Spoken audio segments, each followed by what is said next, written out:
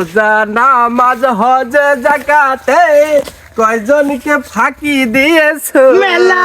চলো হিসাব করব হিসাব করিব চলো হিসাব করব হিসাব করিব। বন্ধু, রমজান মাসটা আমি খুব কষ্টে কাটাচ্ছি, আমার দিন ভালো যাচ্ছে না। কিন্তু রমজান মাসে তুই কোন কাজ দিয়ে শুরু করছু, তোর গল্পটা আমাকে শোনা, তারপরে আমি আমার গল্প শোনা।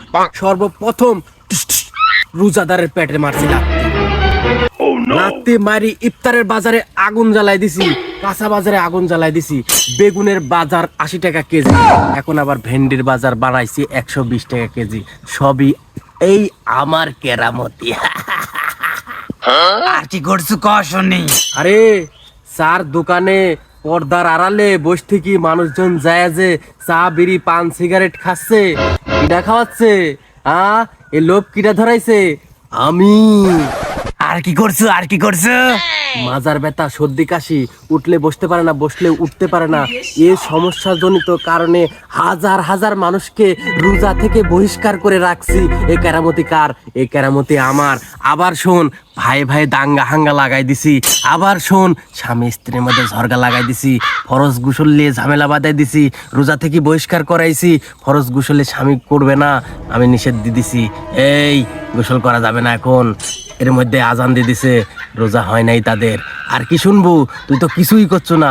তুই ক দেখি শুনি। তুই তো কিছুই করিস না রে। তুই কি করিছু আমার মতো একটা কাজের কথা ক। আরে বন্ধু শোন, রমজান মাসে তো কাজ করা খুবই ঝামেলা, তাই আমি সব কিছু একবারে চিন্তা ভাবনা করি, সব কাম ফেলা তুই একটা কামই করি আমি বসে আছি।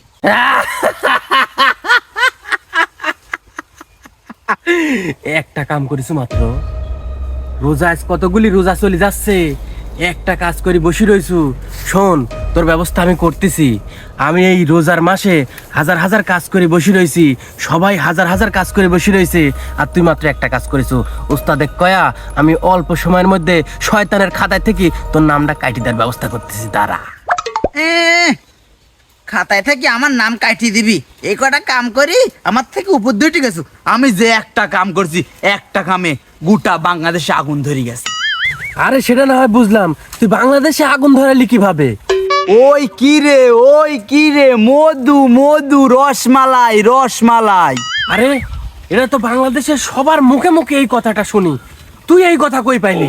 ওই পাইলাম মানে, এই কাজ তো আমারই সব কেরামতি। আমি ওই তরমুজ ব্যবসায়ীর মাথার মধ্যে ঢুকে মুখ দিয়ে ওই কি রে মধু মধু রসমালাই রসমালাই এই কথা বের করার পরে গোটা বাংলাদেশে আগুনের মতো ছড়ায় গেছে। গোটা বাংলাদেশ ভালো লাগে গেছে। সব লোক ওই মধু ব্যবসায়ীর পিছে মোবাইল দিয়ে ছুটতেছে। নামাজ রোজা তারাবি কেউ কিচ্ছু পড়ে না, সবার ধ্যান জ্ঞান ওই মধু ব্যবসায়ীর দিকে। আমি গোটা বাংলাদেশে খায়া দিছি। ওরে সর্বনাশ, তুই তো বিশাল কাজ করে ফেলাইছু রে, বিশাল কাজ করে ফেলাইছু। গোটা বাংলাদেশ একবারে পকেটের মধ্যে ভরে ফেলাইছু। এক ব্যবসায়ী পিছনে লাগি সকল মানুষের মাথা খায় ফেলাইছু। রোজা নামাজ হজ যাকাত তারে আর কোনো ধ্যান ধারণা তার মধ্যে নাই। তাদের ধ্যান ধারণা রয়েছে খালি ক্যামেরার মধ্যে, ভাইরাল পার্সনের পিছনে।